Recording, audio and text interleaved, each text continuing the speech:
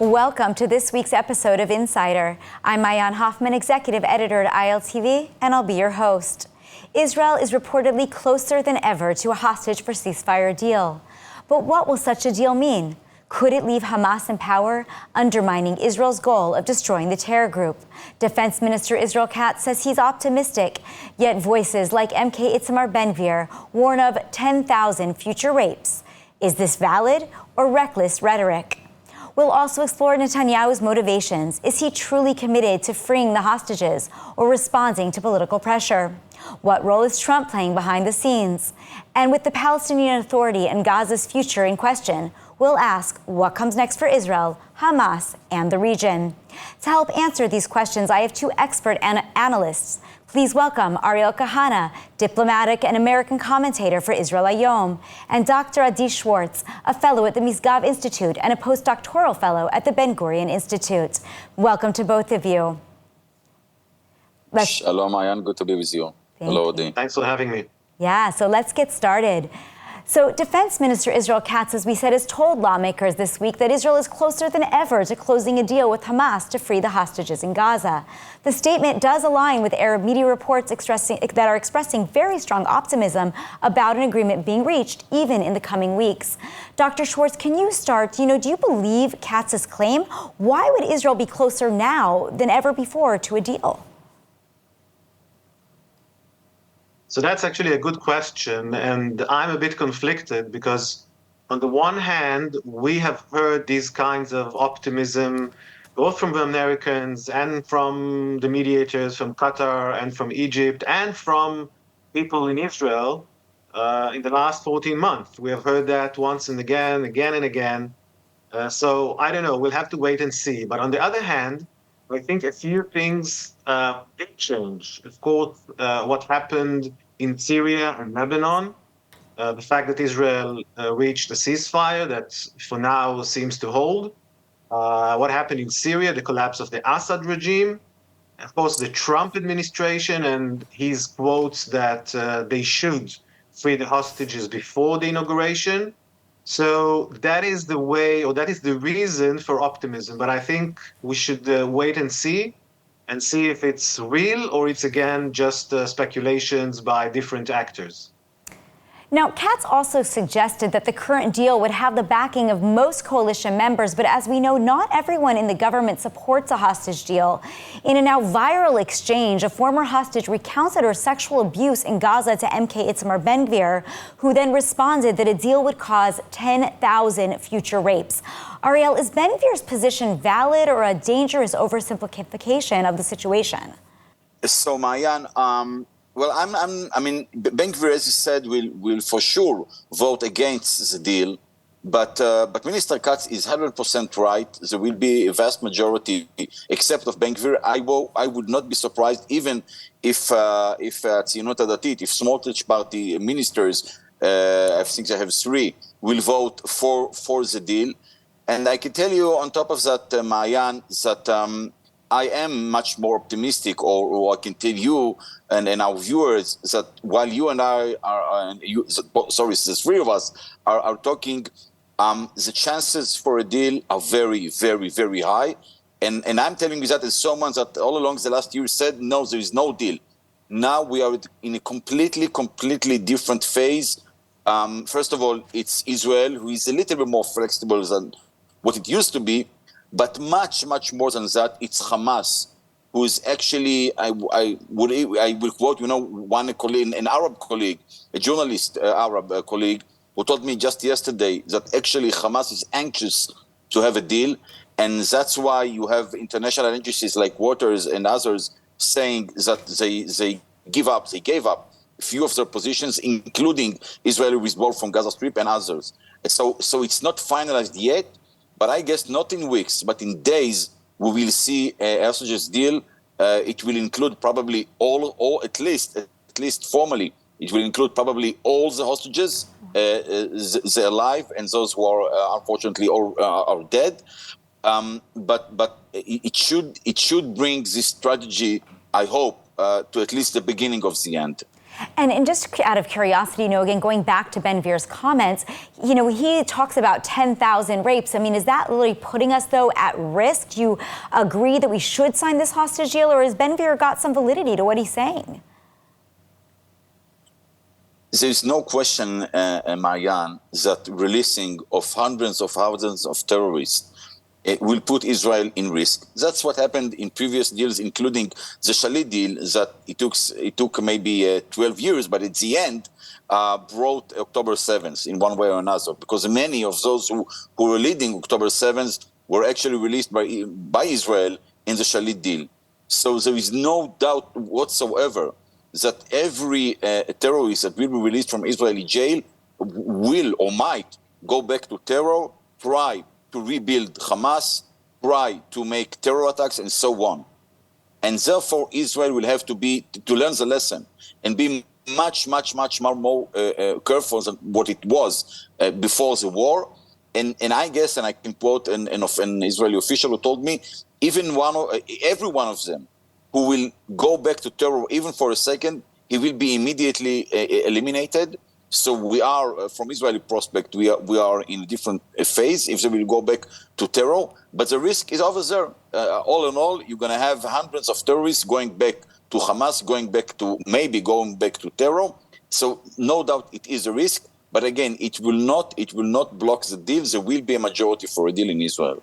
Now, the Israeli government has faced heavy criticism for not prioritizing the hostages sooner. Do you think that these accusations are fair? I mean, Dr. Schwartz, has the government done enough until now, or have they effectively abandoned the hostages? I believe that from day one, the most important question that we should have asked ourselves, and to this moment, the Israeli society, I mean, whether or not we are willing to continue and live side by side with Hamas. That is the main question. That was the request or the demand of the Hamas. Now, perhaps it is changing, but from day one, they said that they were willing to free some of the hostages or all of the hostages, but they want to remain in power. My position is that we should not let them stay in power. After what happened on October 7th, the Israeli society cannot live next to Hamas. Now, if you answer that we cannot continue and live next to them, then we must reach a deal that allows us to continue the war. That is, I think, what the policy and the priorities of the Israeli government. I personally agree with that. I think that after what happened on October 7th, Israel cannot and should not agree to any scenario in which Hamas stays in power. And that was their demand, so there was no way to go around that. I hope, as Ariel says, perhaps things are now changing and we will be able to have some kind of a hostage deal, bringing back the hostages, while still continuing the war and not committing to Hamas staying in power. That is the main question, I think. Well, and I think that if a deal is signed now, Hamas effectively is going to remain in power, because as we know, despite all of the work that we've done, Hamas is effectively still in power in Gaza. And in some sense, won't signing this deal now, and Ariel, maybe you can answer this, be actually compromising that war, the goal of the war, which was to destroy Hamas? How are we going to balance this immediate need of saving these lives with this still longer-term military objective of dismantling Hamas? So, of course, it's very important and very tough question. I think the point we are now is that, first of all, there will be a deal. So if we look back, so Israel more or less eliminated Hamas, not nuclear, Israel eliminated Hamas military power, more or less. It's not 100%, but it's quite close to that. Now, probably, we're going to have an hostages deal.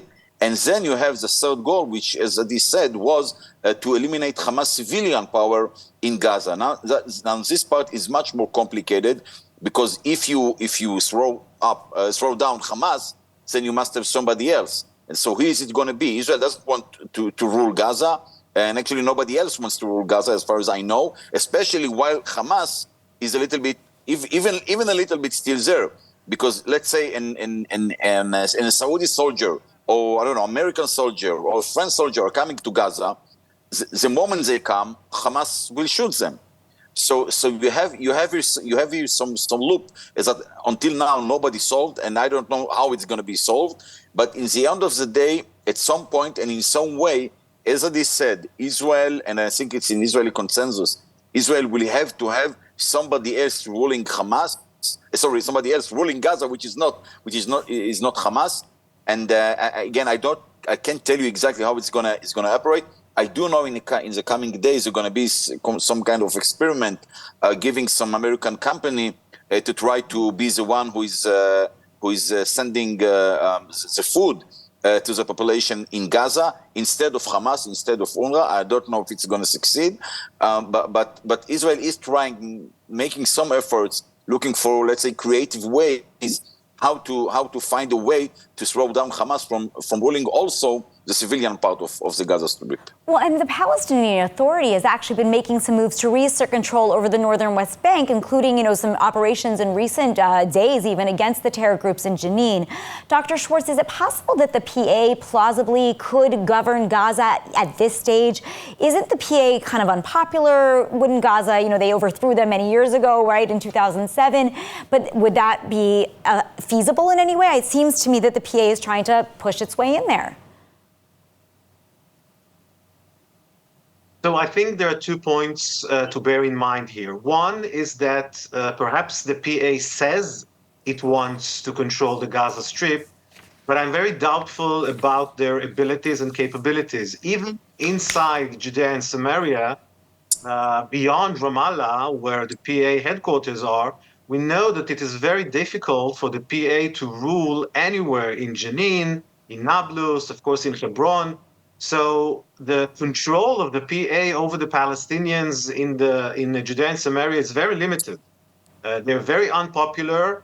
There are certain areas where people from the PA do not enter because they're fearful. There's a strong support for Hamas. So I don't think they have the capabilities. But I want to mention another point, and that is important from the Israeli point of view. Our fight, our war, wasn't only and isn't only with Hamas. We have a problem with the Palestinian point of view. And Hamas represents the Palestinian point of view, which is actually also agreed by the PA, the so-called moderate Fatah, that Israel should not exist, that the entire territory between the Jordan River and the sea, all of it should be Arab. So if we really want to move towards peace, if we really want to move towards reconciliation, and actually, from the Israeli point of view, to avoid the scenario of another October 7, PA is not very different. Perhaps the rhetoric is different, perhaps the relationships are different, but at the end of the day, the vision, or let's say the vision for the longer future, is the same as Hamas. They want to have control over the entire land. So Israel must be aware of that, and we shouldn't lie to ourselves and pretend that in terms of ideology, they are different than Hamas. Well, and it's very interesting what you're saying, because there's this other idea on the table, and Ariel, you can probably speak to this. Likud MK Avichai Boaron recently introduced a bill to allow Israelis freedom of presence and movement in Gaza, and that included the reestablishment of Jewish settlements. He argues that the October 7th massacre occurred because Gaza became a quote-unquote no-Jew zone, and claims that Jewish settlements would actually ensure security along Israel's southern border. Is this plan at all realistic? Would such a move escalate tensions rather than reduce them? And what would be the impact if this proposal actually went through on our international relations? So, Mayan, I don't think that the idea is to rebuild Gaza by Israeli settlements is really on the table. For sure, many Israelis who support it. I support it as well myself. But you have to do it when you have an internal consensus, internal support from, let's say, the majority of Israelis. That's, I think, most of the government ministers and most of the coalition members, they support having again Israeli presence, civilian presence in Gaza, but they want to do it by vast support from the public. And at this point, we don't have it. And even more, we are still doing a war. So first of all, let's win the war and finish with those terrorists, and then let's talk about new places for Israelis in Gaza. So again, I don't think it's now so much on the table. But generally saying, in my view, and again, I'm saying I'm not the only one about that, to have a civilian presence with security presence like you have in Judea and Samaria is good for Israel's security. Because as long as you don't have a civilian presence, then at some point the international community is pushing you out of the area, or you don't want to suffer more casualties in the army and so on. So you're losing the support, the moral support, and the internal support to have that presence over there. Once you have civilians' life over there, then you also get support from inside and sometimes also from the outside. But again, all of that is for the for the very, very long run. And just to reply to in one sentence to what this said, I think the test is not whether the Palestinian Authority will go to the Gaza Strip, because that will not happen. The test is if there will be a new government, I don't know which one, in Gaza, which is not by the PA, and if it will succeed, then the question will be, so what's going to happen in Judea and Samaria instead of the PA? Because the PA, the Palestinian Authority, is a failure. From every aspect you check it, it's a failure. So the question is, what should we have instead of the PA, first of all in Gaza, and then in Judea and Samaria? So I want to take us on a leap over to Washington for just a moment, because as you said, we are probably within days, as you said, going to have some kind of hostage-for-ceasefire deal. It seems like Donald Trump had more influence than anyone could have thought, even before becoming president. Now, Adam Boehler and Netanyahu met yesterday. I'm wondering how much you think, Ariel, if you can continue, Trump's influence had on this decision. Did his comments of all hell will break loose or you'll have hell to pay, that he threatens Hamas, actually move this deal forward? So I guess, Mayan, this is a Trump effect. I can't prove it by proofs that because of Trump, we have Assad regimes thrown out. We have probably almost a hostages deal. We have Hamas, we have Hezbollah broken and surrender actually to Israeli. And we have Iran, which is actually open to an Israeli attack if just Israel wants. After Israel attack over Iran in October, so I can't show you proofs that all of that happened because of Trump. But if you feel the momentum, you suddenly see Hamas again becoming more flexible. You see Qatar, their sponsors. You see them going back to negotiations and trying to have a deal, and you saw all the other developments. So if you ask to my assessment, yes, it's the fact that Trump is over there waiting and will enter the White House in a month from now, I think it has an effect on all the players, and you see the bottom line. Amazing. Now, we're going to run out of time, so I want to just end with one final question for each of you. If you can both try to keep it, to around 60 seconds, I do want to get some final thoughts. Now, assuming that we are correct and a hostage deal, after all of this time, is finalized in the coming days, what do you think it means for the broader goals, not only of the war, but of Israel's security strategy moving forward? Dr. Schwartz, why don't you start, and Ariel, you can end for us. So, of course, I think that a hostage deal would be a very positive step. I think the Israeli society is bruised still from the war. And I think that if we can, at least put an end to this chapter, it would be a very good thing. I also think that it depends on what conditions will come with that deal. Again, I hope that we will be able to continue the fight against Hamas. Israeli unity, Israeli social cohesion will be very important looking to the future in terms of, for example, a possible attack in Iran, possible dealing with Lebanon and with Syria. We don't know what is going on in the West Bank. We know that there's a lot of terrorist activity there. So I hope that besides, of course, the humanitarian and personal relief that the hostage deal could bring to the hostages and to their families, I hope that the Israeli society will be able to be more unified to confront the next challenges that we still have. We haven't finished the job. That is my opinion. Ariel, what are your thoughts? So very briefly, I think we must learn the lesson which we didn't learn from the Shalit deal. Israel had on October 8th to tell Yahya Sinwar, you know what? We are changing our policy regarding hostages. We are beginning back from zero. We don't care. And I know what I'm going to say now is a little bit hard. What Israel should have said is, we don't care anymore from hostages. What you did was so horrible, so we don't mind. Of course, I do care a lot. I'm talking about what Israel had to say. And from that, a new beginning point of as if we don't care of hostages, we should have begun and we should have had a completely different negotiations, because Sinwar used our care, our love to the hostages and used it to the end.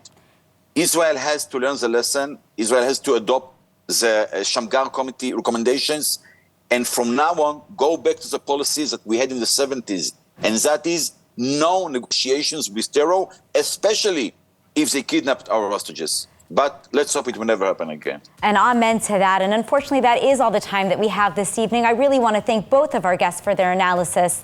For more of the latest from ILTV, go ahead and visit ILTV.tv, where you can download our app and subscribe for our newsletter.